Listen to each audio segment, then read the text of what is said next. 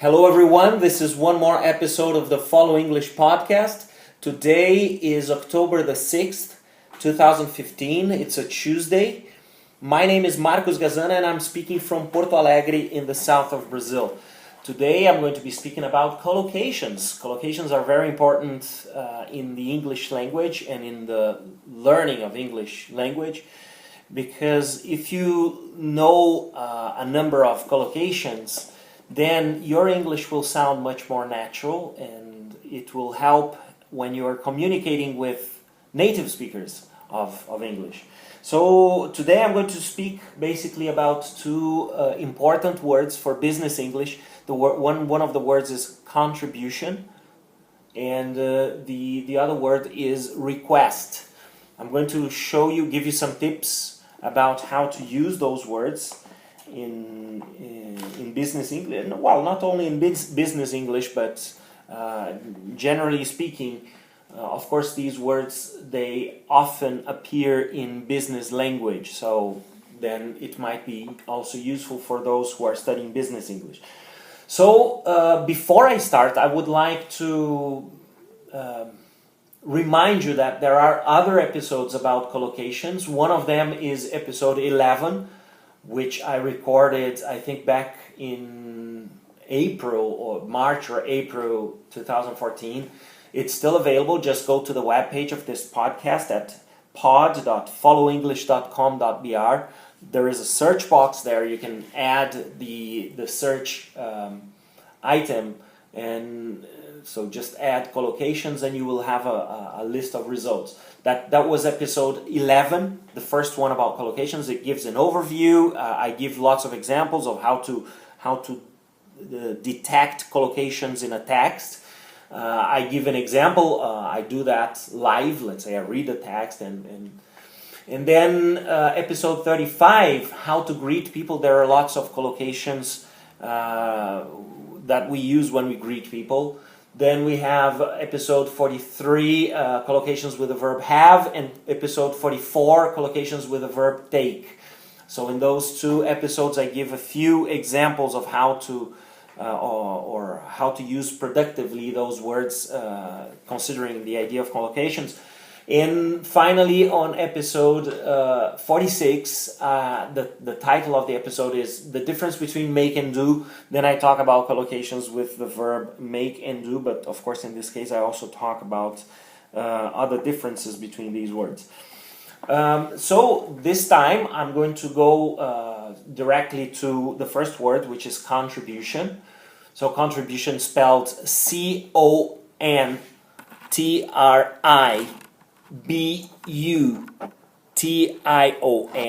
Let me show you here. I'm also videoing this episode, so in case you want to watch the video, you just go to the webpage and then you will be able to see the video which I'm recording now live. Alright, so the verb that is used, what's the meaning of contribution, first of all? Contribution means something that helps or that causes something else to increase, or to improve. So a contribution. Some adjectives that we combine with contribution are important contribution, significant contribution, big contribution, enormous, great, huge, major, meaning very important, major contribution, strong, substantial contribution, or even negatively speaking, minor, modest, small contribution. We also have some other words here which are good, let's say, in terms of meaning, positive meaning. Invaluable contribution, positive contribution, useful contribution, and even valuable contribution. Other than that, we still have notable and outstanding. This is a list of common adjectives that can be combined with contribution to form productive use. And many of these they sound very businesslike. For example, when you make a major contribution to the development of the company. But all right, let me read some other examples here. By the way, the verb to be used in this case is the verb make, as I have just given an example. So he made a major contribution to peace in the region. Or we like to think that we are making a positive contribution to society. We like to think that we are making a positive contribution to society. So these are good examples of how to use contribution when it means help. There is a second meaning for the word contribution, and the meaning is, it's a synonym of money. So money given to help pay for something. So in this case, contribution is combined with some different adjectives. And these adjectives, I'm going to give you 4. By the way, I'm using Oxford Collocations Dictionary for students of English. This is the new edition, but that's the name of the edition basically, because I bought this dictionary back in September 2002. It's still, I mean, it's great. It's, yeah, of course, probably if you buy a more recent one, you will have more collocations, or let's say a wider range of, I don't know, but this is still very useful. So make a contribution to something. If you want to include a preposition here, you should use the preposition to make a valuable contribution to science. I had forgotten to talk about that. Now I'm going back to the second meaning of contribution, which is money given to help pay for something. And in this case, the 4 adjectives would be generous. He made a generous contribution, a large contribution, or a small contribution. Still, we can also use voluntary contribution. We rely entirely on voluntary contributions, meaning that we depend entirely on money coming from volunteers, or not necessarily volunteers in this case, but volunteer money. Moving on, there is a second way to use them. The second meaning, we have the verbs make, offer, and pay. These verbs can combine with contribution plus one of the adjectives that I've just given you. So to offer a generous contribution, or to pay a large contribution. And in this case, the preposition again is to, or even towards. So if you're watching it on video, I'm showing you here the 2 structures on the board.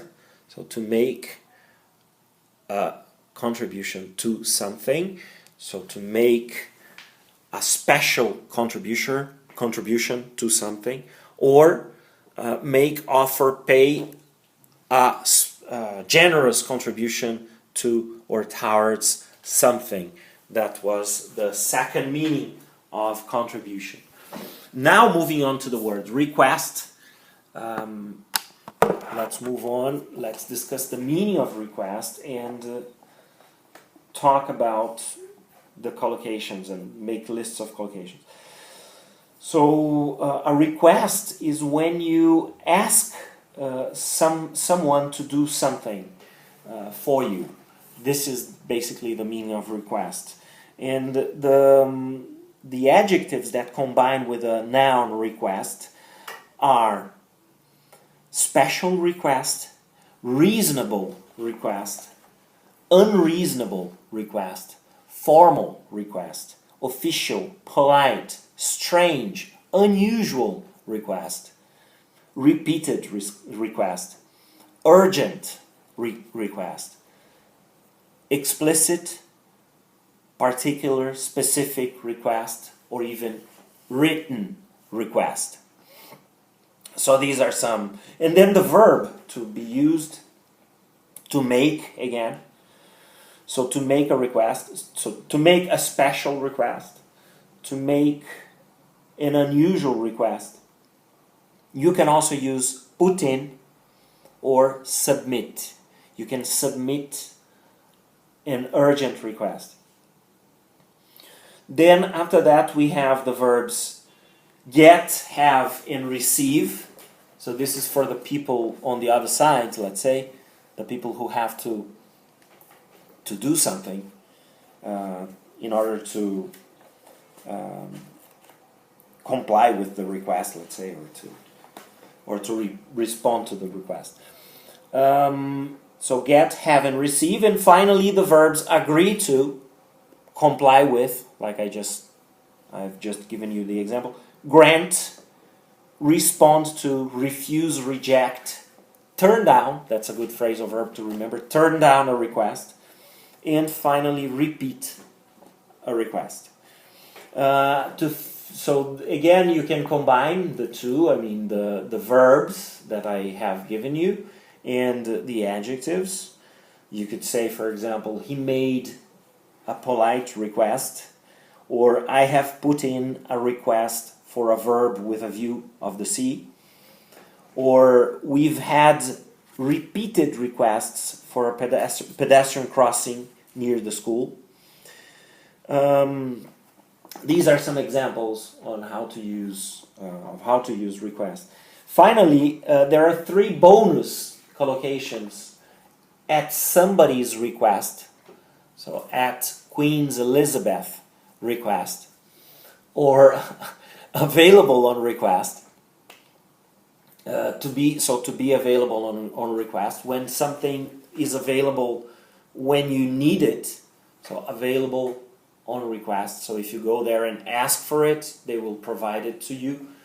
And by popular request, which means that a lot of people need it or need something, and then as so many people are asking for it or for this thing, then by popular request we are providing this service now for free, for example.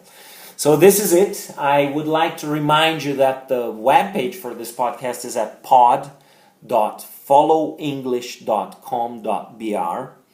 You can, by the way, I would like to thank some of the people who are following me and are listening to the podcast. And then I would like to send special thanks to the people from Santa Cruz do Sul, from Unisc, a university there in Santa Cruz do Sul. Lots of new listeners from Saudi Arabia. Thank you so much. I hope you're learning something. France, Argentina, and Japan. These are unbelievable in the last 3-4 months, the number of people from these 4 countries. Not to mention the usual top 10 number of listeners of this podcast, which are from Brazil, United States, Australia, Spain, China, Japan. Japan is now in the top, it's number 6, let's say, in the top 10.